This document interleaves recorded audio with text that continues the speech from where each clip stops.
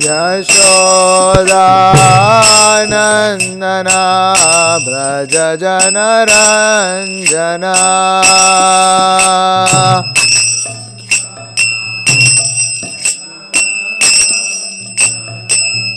Jamuna Tira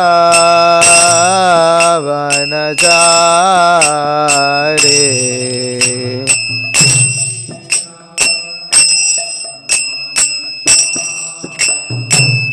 Yamuna Tira Vanachari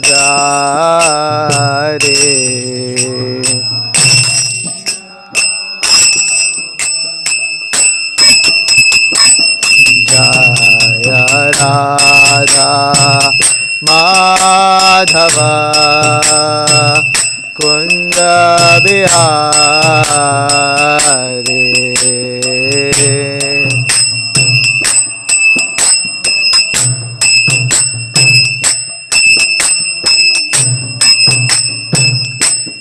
Jaya Radha Madhava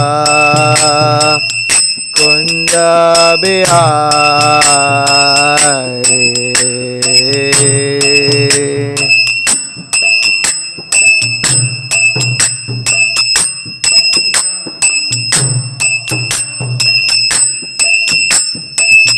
Gopi Jana Vallabha Girivaradhari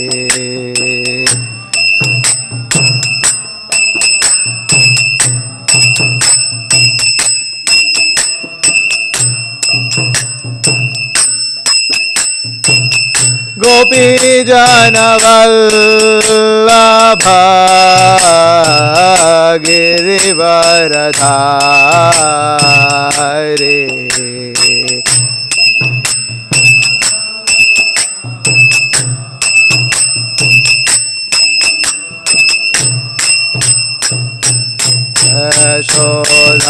Yashodanandana Vraja Janaranjana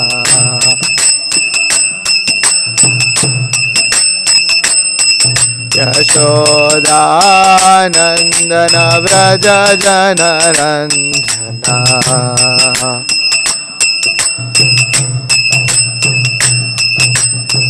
Yamuna Tira Vanachari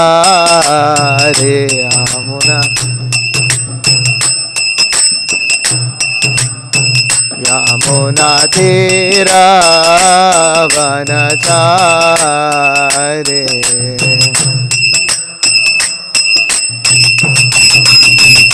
Jaya Radha Madhava Kunja Bihari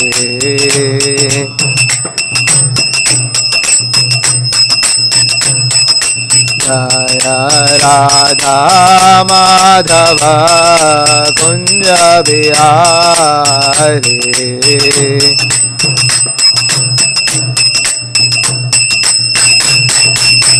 Jaya Radha Madhava Kunja Bihari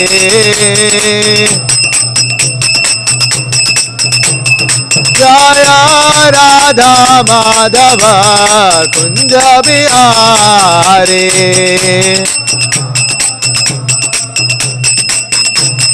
Jaya Radha Madhava Kunja Bihari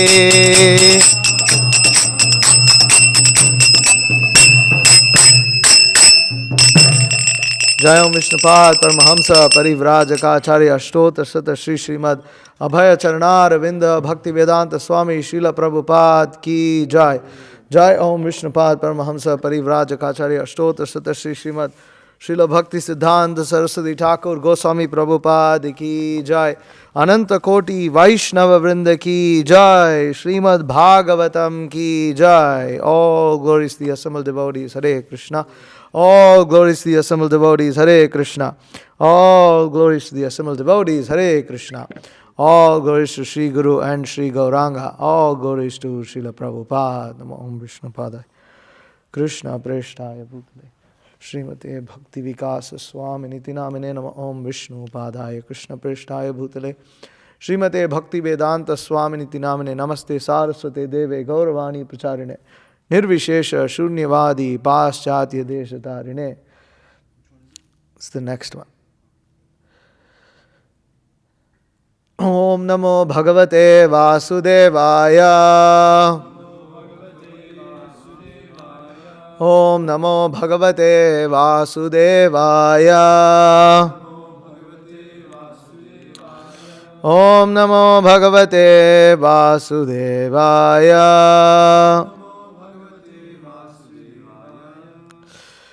Reading from Srimad Bhagavatam, Canto 3, Chapter 7, titled Further Inquiries by Vidura, Text 16.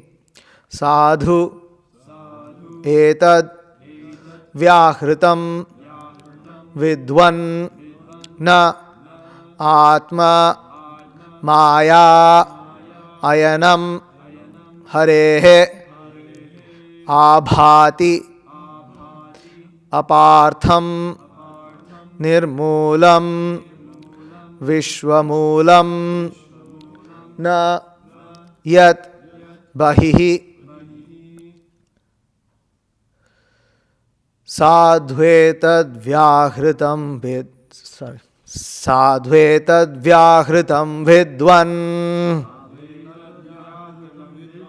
sadhvetad vyahritam vidwan natma maya ayanam harehe natma maya ayanam harehe abhatyapartham nirmulam abhatyapartham nirmulam vishwamulam nayad bhahihi vishwamulam nayad bhahihi sadhvetad vyahritam vidwan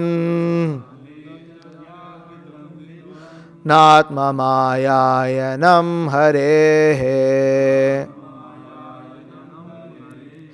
abhatyapartham nirmulam vishwamulam nayad bhahihi sadhvetad vyahritam vidwan natma mayayanam harehe abhatyapartham nirmulam vishwamulam nayad bhahihi.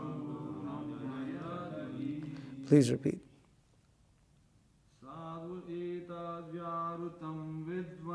Sadhvetad vyahritam vidwan natma mayayanam harehe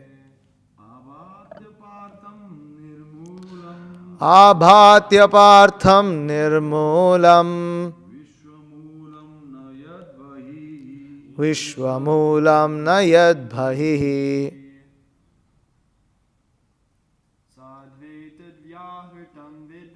sadhvetad vyahritam vidvan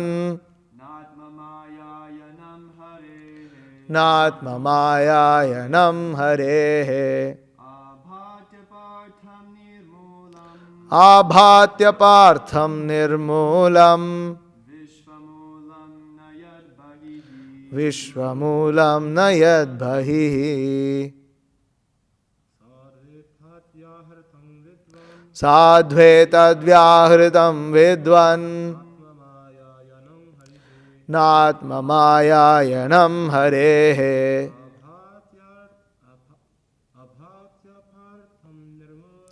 abhatyapartham nirmulam vishwamulam nayad bhahihi Sadvetadvyahritam vidvan natmamayayanam harehe abhatya partham nirmulam vishwamulam nayad bhahihi. Mataji. Sadvetadvyahritam vidvan natmamayayanam harehe abhatya partham nirmulam vishwamulam nayad bhahihi. Sadhu, as good as it should be. Etad, all these explanations. Vyahritam, thus spoken. Vidvan, O learned one. Na, not. Atma, the self. Maya, energy. Ayanam, movement. Harehe, of the personality of Godhead. Abhati, appears. Apartham, without meaning. Nirmulam, without basis. Vishwamulam, the origin is the supreme. Na, not. Yet, which? Bahihi, outside. Translation purport by His Divine Grace A.C. Bhaktivedanta Swami Srila Prabhupada. O learned sage, your explanations are very good, as they should be. Disturbances to the conditioned soul have no other basis than the movement of the external energy of the Lord.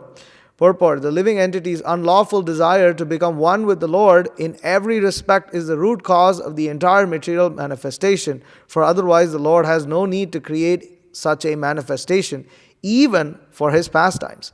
The conditioned soul, under the spell of the external energy of the Lord, falsely suffers many unfortunate incidents in material life. The Lord is the predominator of the external energy, Maya, whereas the living entity is predominated by the same Maya under the material condition. The false attempt of the living entity to occupy the predominating post of the Lord is the cause of his material bondage, and the conditioned soul's attempt to become one with the Lord is the last snare of Maya. Om Ajnanatimirandhasya Jnananjana Shalakaya Chakshurunmilitam Yena Tasmai Shri Gurave Namaha Shri Chaitanya Manobhishtam Stapitam Yena Bhutale Swayam Rupa Kadamahyam Badahati Swapadantikam Vandeham Shri Guru Shri Udav Padakamalam Shri Gurun Vaishnavamscha Shri Rupam Sagar Jatam Sahagana Raghunathanvitam Tam Sajivam Sadhvaitam Savadhutam Parijana Sahitam Krishna Chaitanya Devam Shri Radha Krishna Padan Sahagana Lalitha Shri Vishakhanvitamscha. He Krishna Karuna Sindho Dinabandho Jagatpate Gopesha Gopika Kanta Radha Kanta Namostute Tapta Kanchana Gaurangi Radhe Vrindavaneshwari Vrishabhanu Sute Devi Pranamami Hari Priye Vancha Kalpatarubhyascha Kripa Sindhu Priyevacha Patitanam Pavanebhyo Vaishnavebhyo Namo Namaha. Jaya Shri Krishna Chaitanya Prabhu Nityananda Shri Advaita Gadadhara Shri Vasadi Gaura Bhakta Vrinda. Hare Krishna Krishna Krishna Hare Hare Hare Rama Rama Rama Hare Hare. Shri Chaitanya Prabhu Vande Balopi Yattat Anugraha Tare Nana Matagraha Vyaptam Siddhanta Sagaram Shri Shri Sthiti Pralaya Sadhana Shakti Rekha Chayeva Yasya Bhuvanani Bhivarti Durga Icchanurupam Vyasya Chestate Sa Govindamadi Purusham Tamaham Bhajami. Sadvetadvyahritam vidvan natmamayayanam harehe abhatyapartham nirmulam vishwamulam nayad bhahihi. O learned sage, your explanations are very good, as they should be. Disturbances to the conditioned soul have no other basis than the movement of the external energy of the Lord. So, the living entity, being a part and parcel of the Lord and being the Tathastha Shakti, the marginal potency of the Lord, is liable to be influenced by either the external or the internal energy. And when he is influenced by the external energy, he is called a conditioned soul, due to his unlawful desire, as Srila Prabhupada writes here in the beginning of this purport, to become one with the Lord in every respect. Due to this, the conditioned living entity is put into illusion by the Lord in order to bewilder him and bewilder that conditioned living entity in thinking that he is now the enjoyer, although his position is never that he is the enjoyer, he is the enjoyed. And by being the enjoyed, he enjoys that position by being enjoyed by the Lord.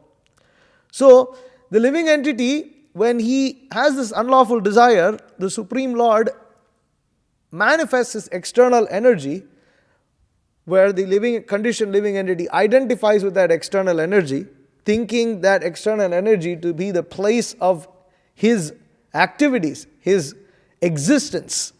And by misidentifying with that external energy, what happens is that the living entity becomes miserable and bewildered. So we'll get to that misery part in a bit. But here, Prabhupada writes that even the Lord without the living entity having this unlawful desire to become one with the Lord has no need for the material manifestation. He does not even need it to enact his pastimes. We can see this in Nityananda Prabhu's enacting pastimes. When he was young, he would play, for instance, many pastimes would be enacted, whereby Nityananda Prabhu's friends would assume roles of being different kinds of demons and participate. And it is said, for instance, that when enacting the role of Lakshmana, when Nityananda Prabhu was bound by the weapon released by Indrajit, he fell down lifeless. And he was so absorbed in that pastime, experiencing the same bliss, that practically he was lifeless. And the boys got bewildered. They thought something happened to young Nityananda Prabhu. And until the boy who was enacting the role of Hanuman, pulled out some, grass or something like this, and declared this as the Sanjeevani herb, and brought it close to Nityananda Prabhu's nostrils, that was the only time Nityananda Prabhu actually exhibited, because they had to do the pastime. So Nityananda Prabhu was experiencing the same bliss that Lakshman experienced in the pastimes of Lord Rama. What can we understand from this? That when devotees, when the Supreme Lord so desires, the devotees can enact all kinds of roles. And in those roles, the Supreme Lord can experience the same bliss. He doesn't need the demons of this material world. In fact, then how come that he actually fights with demons in the material world? It's his mercy on them. It's his mercy on them. He fulfills their desire because they are constantly thinking of Krishna, but not in a favorable way, in an unfavorable way, as an enemy. Krishna fulfills that desire. Okay, you want me to come, you want to fight with me, I'll fight with you. It's ultimately Krishna's mercy.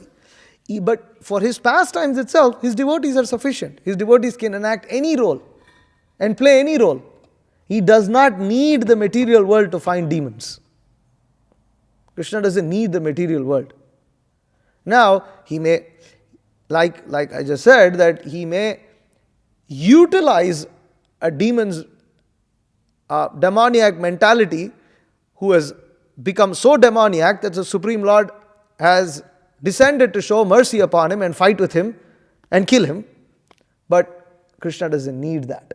If he wants to experience the bliss of fighting, he has his devotees. They can enact that perfectly. So, now the living entity falls. This is a very important point here, that the living entity's unlawful desire to become one with the Lord, the living entity as such is Prakriti, feminine. He's feminine in nature.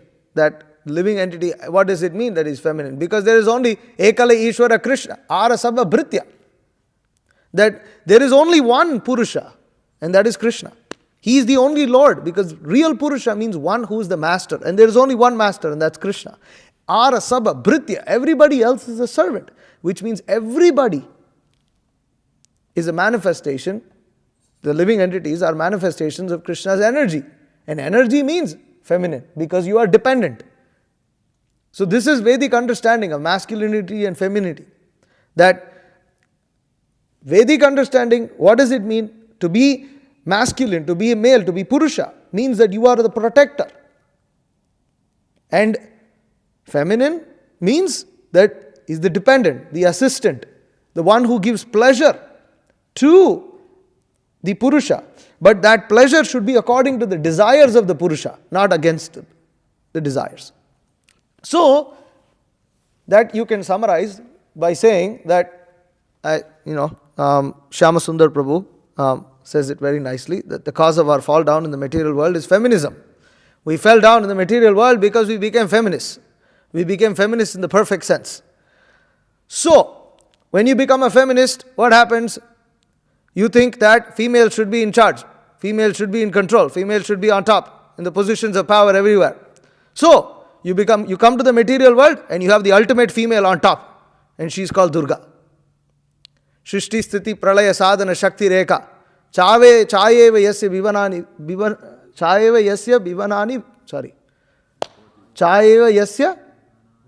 Bhuvanani Bibharti Durga. That she is the mistress of this world. She literally rules it. Completely rules it. And because it's run by a female, you can see how the nature of the material world is. It's not a wonderful place. That's the whole point. Because the living entities want to enjoy like the Supreme Lord. They don't want to accept the Supreme Lord as their master. So you become feminist. Okay, feminist, you get the best, perfect feministic situation where Durga is in control. Now, how is Durga in control? You see, Durga, she exhibits this. I'm not just making up some stuff here. Cast something here. There are going to be some images that are not very pleasant to see, but that's Durga. Kali. This is Mahakali. How does she look? Very ferocious. She has a sword. She's sticking her tongue out. She has a garland of skulls. Her hair is all let loose. And she has a garment made of body parts that she's cut off. And who's she standing on? Who's she standing on? Anybody guess that? Who that is? That is Shiva. That's actually Shiva. This is a form of Kali. This is how Kali is. She's standing on Shiva. Who is Shiva? Her husband. The point is, Kali's anger goes so high that the only way Shiva can subdue her or get her to calm down is he goes and falls at her and she dances on him. And that's what happens, because that's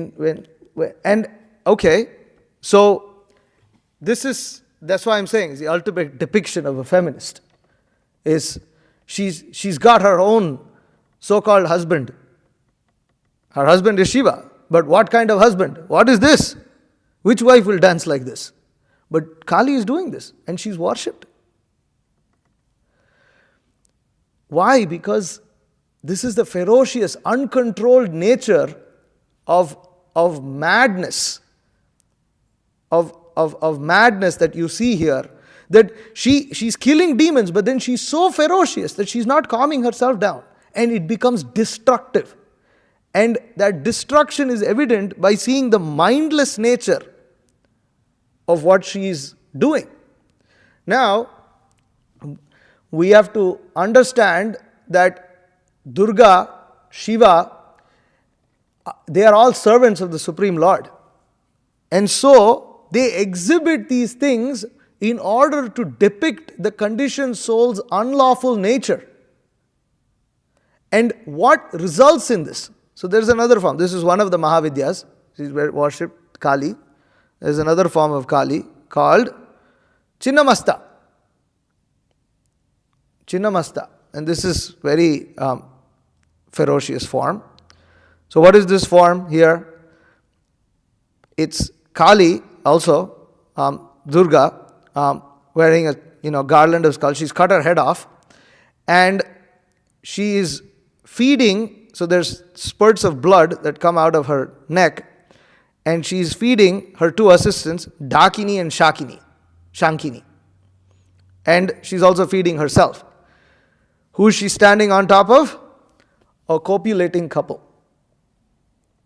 This is all Vedic stuff. I'm not showing something that's out of what's the realm of Vedic things. And in Bengal, they worship her. Bengal, Nepal, she's worshipped. Now, again, that madness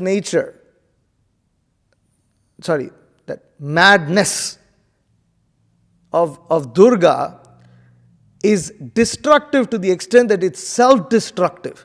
What do you see here? You see that it's self-destructive, blood drinking, means life drinking, and on top of what? A copulating couple.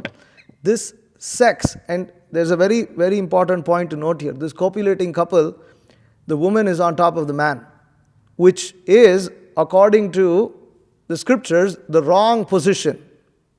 So it shows the sex that is opposite to what is spoken in Bhagavad Gita. What is that? Dharma viruddho bhuteshu kamosmi bharata rishabha. That Krishna says, I am sex that is in line with the Vedic scriptures. But when that sex becomes opposite to Vedic scriptures, it is conducted due to madness. Madness of what? The conditioned living entity wants to enjoy the material world so bad that he is killing himself. This is the point that Durga Devi is showing here. She doesn't die. She doesn't die. She's external energy. She just displays this ferocious thing. You look, oh my God, it's so horrible. But this is what everybody is engaged in. It's a very, very unpleasant thing to think about. And any form of sex that is not in line with the Vedic scriptures, it is simply blood drinking, it's life drinking. It destroys the very vitality of life that they think they are enjoying. What are they enjoying? This couple is thinking is they are enjoying, but they are not enjoying. They are killing themselves. And who is Dakini and Shankini? Chaitanya Charitamrita, Adi Leela, text 117. Dhruva Dhanya Dila Shirshe Kaila Bahu Ashishe Chirajivi Hao Dui Bhai Dakini Shankhini Haite Shankha Upajila Chite Dare Nama Tuila Nimai. Is this too small? Oh, sorry. So, if you look at the word to word, Dakini and Shankini, ghosts and witches. This is she referring to Sachimata, mother of Lord Chaitanya Mahaprabhu. She blessed the newborn child by placing fresh grass and paddy on his head and saying, may you be blessed with a long duration of life. But being afraid of ghosts and witches, she gave the child the name Nimai. Purport. Dakini and Shankini are two companions of Lord Shiva and his wife who are supposed to be extremely inauspicious, having been born of ghostly life. It is believed that such inauspicious living creatures cannot go near a Nima tree. At least medicinally, it is accepted that Nima wood is extremely antiseptic, and formerly it was customary to have a Nima tree in front of one's house. So then Prabhupada speaks about the Nima tree. But basically, this Dakini and Shankini is what we saw as the companions of Chinnamasta. They're basically witches, and witches are known to be blood drinking. Now, Prabhupada also speaks, anybody can remember where Prabhupada speaks about Dakini? Prabhupada said it quite often actually. Yes, I'll show you all. The context is very simple. So, Dakini.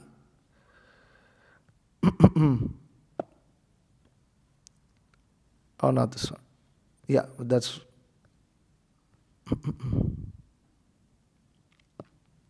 Okay. So, he has written, Tulsidas, Din ka Dakini. In the daytime, she is just like what is called witches, witch, Brahmananda, witch, Dakini, and Rat ka Bhagini. At night, she is a tigress. She is what? Brahmananda, tigress. Prabhupada, tigress. At daytime, she is witch, which is Brahmananda, witch. Prabhupada, witch. At night, she is tigress. So, what is the nature of woman? But the world is so made that everybody is keeping such a tigress. Din ka Dakini, Rat ka Bhagini. Every moment she is sucking blood. She is such a dangerous tigress. Every moment sucking blood. But people, the world of the people have gone so crazy that each one is keeping one tigress right in the home. Yes, that is Tulsidasa's remark. So, the point is that when a living entity becomes full of the desire to enjoy separately from the Lord, he ultimately engages in such kind of horrific activities that are completely against Vedic scriptures. Then he is brought under the control of the ultimate female in the material world, who acts as the mistress of this world, who is very cruel in nature, even though she's called the mother, but she's not a kind mother to those who are conditioned living entities. They think her to be kind because they want to worship her. This is the point. That those who are interested in enjoying separately from Krishna, they like to worship Shiva and they like to worship Kali. And Kali and Shiva gives them the material benedictions they want, but only to dance upon their heads. Only to make them suffer. There's another form, one of the other Mahavidyas of Kali, known as Dhumavati. So, Dhumavati is a form of Kali that's depicted as a widow. She's a widow, she's an old widow. You can see again all her hair is loose. She's holding an empty winnowing basket. So a winnowing basket is used to separate the grains from the husk. But when it's empty, it means there's nothing. There's no grains, there's no opulence. And she's sitting on a chariot, but you'll see this chariot is not drawn by a horse. It's just a stationary chariot. It's a very depressing thing. Because what happens after all that enjoyment that we want from the opposite sex or from the same sex or whatever crap it is, whatever nonsense we want to enjoy in this material world by killing ourselves, basically killing ourselves, this is what you attain. What does she represent? Sadness, disgrace, sorrows, rejection, loss, defeat, loneliness, and disappointment. It's a form of Kali given in scriptures called Dhumavati. And she's worshipped also. Therefore, Bhagavatam says, Mumukshubir ghora rupan hitva bhutapatim yata narayana kala shanta bhajante anusuyavaha. That people worship these horrific, ghastly forms of demons. I mean, just to discuss it is so unpleasant. But wake up. Well, all of us need to wake up. This unpleasant thing to discuss is the activities that we are engaged in when we are not Krishna conscious. When we want to enjoy this material world separately from Krishna, this is the kind of misery that is thrust upon us. And so, going back, Srila Prabhupada writes, the conditioned soul under the spell of the external energy of the Lord falsely suffers many unfortunate incidents in material life. So many unfortunate incidents. All this kind of, this form of Kali as Chinnamasta is very profound. It's very difficult to even look at it again and again because it's just like horrific. But what is it? What is it? People are engaged in sex pleasure. What is sex pleasure? Nothing. You lose your very vitality. The very vitality of a human being, the very essence of his being, he just wastes. He wastes it. And what does he result? He subjects himself to the control of women who are like witches. Din ka bhagini, raat ka dakini. Sorry, I'm saying it the opposite. Din ka dakini, raat ka bhagini. She's a witch in the day and a tigress at night, and she's sucking blood. In the daytime, you suck blood because what? And so, going to the preface of the Nectar of Devotion, Srila Prabhupada writes some really amazing things here.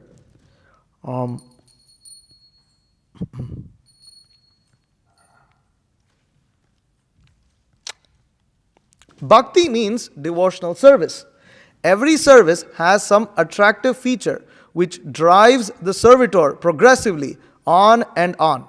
Every one of us within this world is perpetually engaged in some sort of service, and the impetus for such service is the pleasure we derive from it. Driven by affection for his wife and children, a family man works day and night. A philanthropist works in the same way for love of the greater family, and a nationalist for the cause of his country and countrymen. That force which drives the philanthropist, the householder, and the nationalist is called rasa, or a kind of mellow relationship whose taste is very sweet. Bhakti rasa is a mellow different from the ordinary rasa enjoyed by mundane laborers. Mundane workers labor very hard day and night in order to relish a certain kind of rasa which is understood as sense gratification. The relish or taste of the mundane rasa does not long endure, and therefore the mundane workers are always apt to change their position of enjoyment. A businessman is not satisfied by working the whole week. Therefore, wanting a change for the weekend, he goes to a place wherein he tries to forget his business activities. Then, after the weekend is spent in forgetfulness, he again changes his position and resumes his actual business activities. Material engagement means accepting a particular status for some time and then changing it. This position of changing back and forth is technically called bhoga tyaga, which means a position of alternating sense enjoyment and renunciation. The living entity cannot remain steadily either in sense enjoyment or in renunciation. Change is going on perpetually, and we cannot be happy in either state because of our eternal constitutional position. Sense gratification does not endure for long and is therefore called chapala sukha, or flickering happiness. So, what happens is the living entity constantly has to change his position because he's constantly kicked by Durga Devi. Constantly kicked. And she manifests herself as the three gunas, who are another three witches, as you can see in the nice description, painting in the Bhagavad Gita. You have another three. As if one mistress is not enough, you have three more that she manifests, and they whip you on all three sides, called the three modes of material nature. And it's a complete, total mess. When the living entity doesn't understand that actually he has to surrender to the Supreme Lord and help in gratifying help other pure devotees in gratifying the senses of the Supreme Lord, he desire then and then when he becomes frustrated with sense enjoyment, what does he declare himself? He declares himself to be God. As Prabhupada says, that's the ultimate madness. The ultimate madness is that the living entity thinks himself one in all respect with Krishna. And he thinks, I am Brahman, I have manifested this whole material world. Why? I have become a conditioned soul. Why? This is my Leela. What Leela is this? The Leela of the wife standing on top of the husband, dancing on top of him. This is the Leela. This mess of the material world is the Leela of the Supreme Lord. This is the kind of mess. Such craziness, utter craziness. The living entity is so desirous to usurp the position of the Supreme Lord, wants himself to be the enjoyer, that the madness has no limit. And all this madness produces so many problems, just like we were speaking about sex that is not conducted according to religious principles. What does it produce? Well, the Kama Sutra says that. The Kama Sutra says when you have sex in all kinds of these weird positions, you get all the kinds of weird gender, so-called gender concepts, all these kind of weird mental diseases. All of that comes because of that. Now, they don't know the science, but you can understand. With the progress of modern civilization, Everybody is thinking how they can have some innovative style of sex. And what do you get? A completely confused, crazy population in the world. Completely crazy population. Absolutely insane. And that insanity keeps going worse and worse. What level of insanity? The level of insanity is that people are willing to destroy the reproductive organs, which is the highest pleasure you can find in the material world. You destroy that also. Why? Because you are so crazy, you don't know what your gender is. You're so mad. Such madness. Injecting all kinds of chemicals, taking all kinds of pills. Completely crazy. Intoxication, drugs, illicit sex, the madness of trying to become wealthy. So, people who are interested, Mitravan Prabhu was quoting that verse, Janmaishwarya Shruta Shribir. Those who are interested in birth, Janma, Aishwarya, wealth, Shruta, fame, Shribir, and all other kinds of opulences. They like to worship Shiva and Durga. They like to worship. They neglect. Shiva and Durga are showing these ghastly things to them in their face. It is being shown. But they think, no, we will worship them and we will avoid it somehow or the other. We will pray to Dhumavati that she will protect us from sadness. She is depicting sadness. She is the very form of sadness. But on Dhumavati Jayanti, we will worship her and she will protect us from sadness. Yes, she will bewilder you. That's bewilderment. What is Maya? That which is not is called Maya. So even though the misery personified has come in front of you, you think that by worshipping that misery personified, somehow you are going to get happiness. This is called Maya. So that's how Maya makes the living entity such a big fool, such a big, huge fool of themselves. And until the living entities understand that they need to surrender to the Supreme Lord, as Prabhupada says in the purport here, that the false attempt of the living entity to occupy the predominating post of the Lord is the cause of his material bondage, and the conditioned soul's attempt to become one with the Lord is the last snare of Maya. So all these different rasas that we are trying to enjoy, because in the material world the rasas don't last.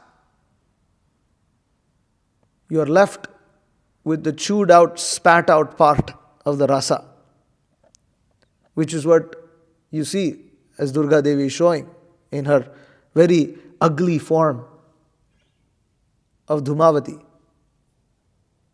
Because that's what happens. Madness, craziness, you suck out all the blood, suck out all the life of something. What are you left with? You're left with nothing. It's like a juicy apple. It's completely withered.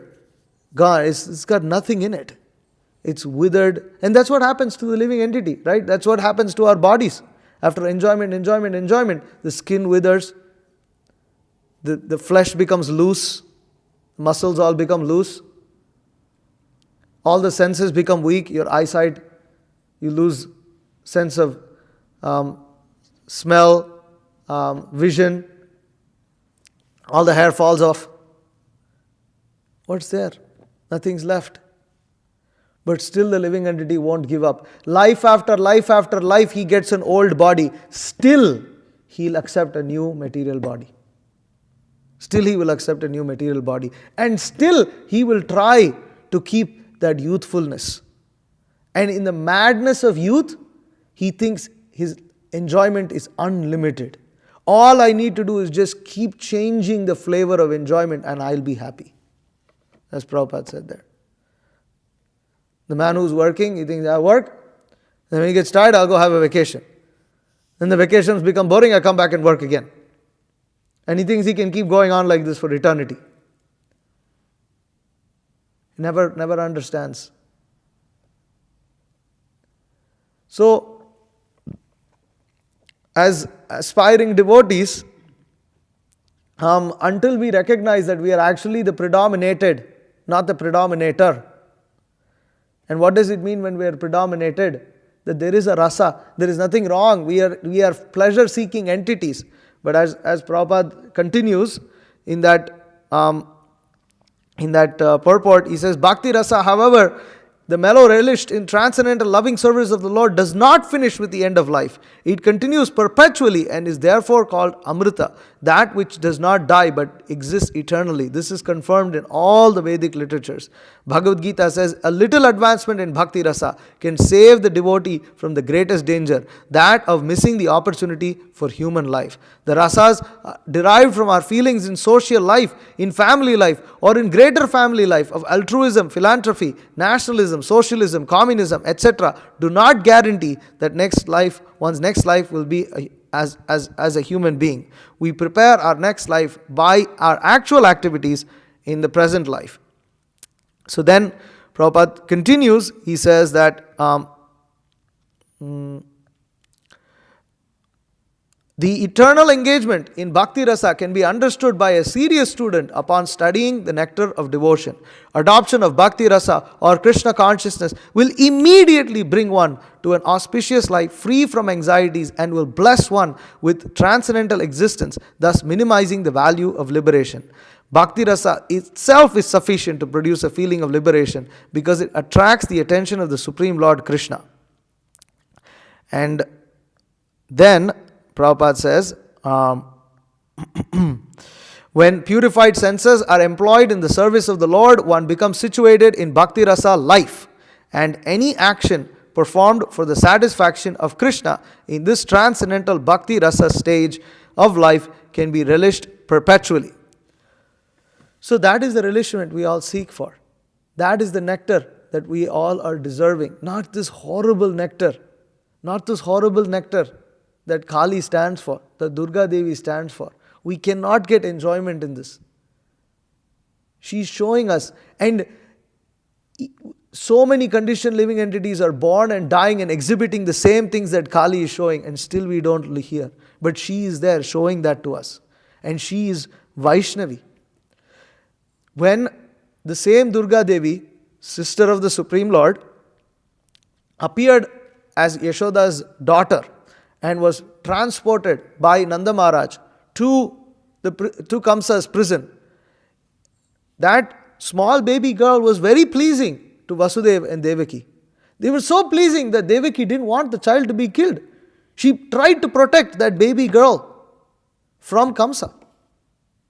Of course, any human being would do something like that, but the point is that she was very pleasant. It wasn't something that they wanted to reject. But the moment Kamsa took that baby girl in his hands, the moment he tried to enjoy material nature or control material nature, immediately she transformed herself into ferocious Durga. To the devotees, that material energy immediately helps one. See, why does Krishna, for instance, when just now there's an offering going on, what is happening there? Some material object has been cooked, some grains have been cooked for Krishna's pleasure and offered to Krishna. What does Krishna do to it? He makes it spiritual. Why doesn't he accept it as material? This is his energy. Why does he spiritualize it? Because material things don't give him pleasure. He doesn't have anything to do with material nature. The moment that is offered with devotion to Krishna, Krishna transforms it to spiritual and he enjoys it. And then he gives it back to us. And the effect of that thing is spiritual. So this is Krishna consciousness. Until we spiritualize things, we will never be happy.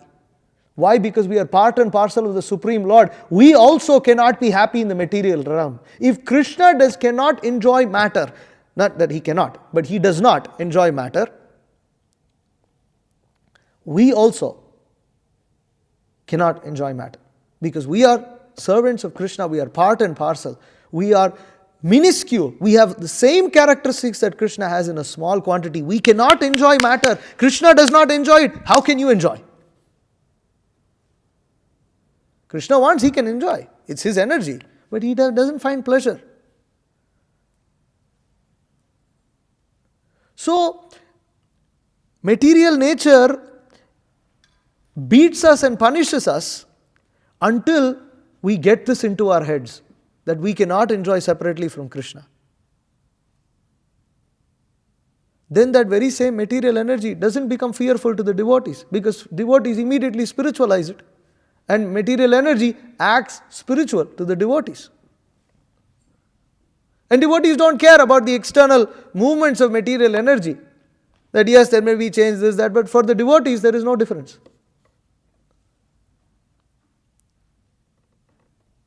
So, in this way, we can try to reform this feeling. And it's the same thing, Janma Ishwarya Shruta Shri. Until we are attracted by these things, and until we feel excitement, or as devotees, we may acquire wealth, we may acquire some fame may automatically come, but a devotee doesn't rejoice upon gaining such things. If they come as they be. And if he is able to engage it in Krishna's service, he will engage it. If he is not able to engage it in Krishna's service, he has nothing to do with this Janma Ishwarya Shruta. So, as aspiring devotees, if we become Premanjana Churita Bhakti Vilochanena, that if we can anoint our eyes with the salve of love of God by the mercy of the spiritual master, by following the orders of the spiritual master, by executing devotional service properly, and understanding that Maya, illusion, external energy has a very ferocious and very dangerous form, a very unforgiving form. And she will for sure, if we try to enjoy her, she will make us regret. But that same form, because she is Vaishnavi, she is servant of the Supreme Lord, if we engage her in Krishna's service, she becomes very pleased. And that we can only do under the guidance of the spiritual master, because the spiritual master, being sheltered under Krishna's lotus feet, is Abhaya Charan. He is fearless because of taking shelter of Abhaya Charan, the feet, lotus feet that offers fearlessness. And therefore we also can become fearless. And in that way we can make advancement in Krishna consciousness and be situated in our constitutional position. Hare Krishna. Any questions or comments? Yes.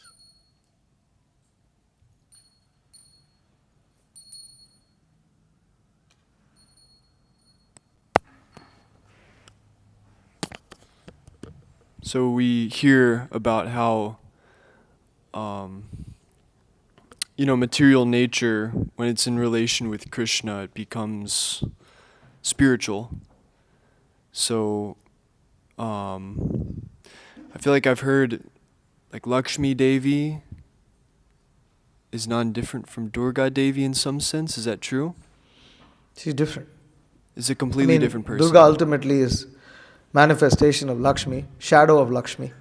Shadow, just as Lord Shiva is a shadow of Krishna, just as Lord Shiva is a shadow of I've never heard Shiva as being called a shadow. Have you heard of that? I'm just wondering if there's any He's just he's manifestation.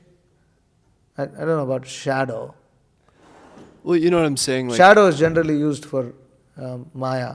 But I'm not sure. I don't know about that word, but anyways. Yeah, because I'm just thinking like, Lakshmi, Narayan, they're consorts in the spiritual realm. But then in the material world, it's like Shiva and Durga. Yeah, Shiva and Parvati, Shiva and Durga Devi, they rule. They rule. Shiva and Durga create this entire universe. Because Lord Shiva, Shambhu, is the glance of the Supreme Lord, glance of Mahavishnu. And when that glance falls upon Lakshmi Devi, produces the shadow where Durga Devi becomes manifest from Rama, Rama Devi, consort of Mahavishnu. So their union is said to be the cause of the material universe and the entire material manifestation. And I know there's this I can't recall everything verbatim, but I think Shri is first, and then Bhumi Devi. It's like the expansions of the goddess of fortune. You know what I'm speaking of? There are three manifestations, Shri, Bhu and Nila. Shri Bhula. But Isn't they there are like a eternal whole- consorts of the Lord. Isn't there like a whole list? There's a lot. There's a lot. A lot of her manifestations. Durga's Just like somewhere.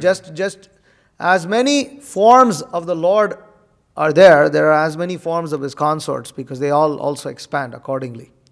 Okay. But they're all ultimately expansions of Srimati Radharani. Okay. Is Durga like in that list? Like, Which list? She's in the material world. okay, this is different. Yeah.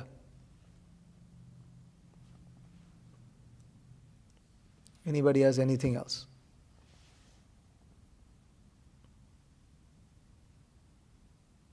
No. Mataji's.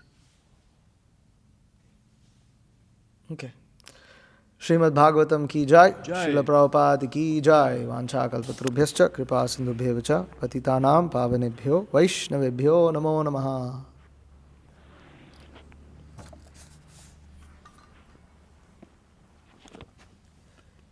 Ya Devi Sarvabhuteshu Nidra Rupa Samastita.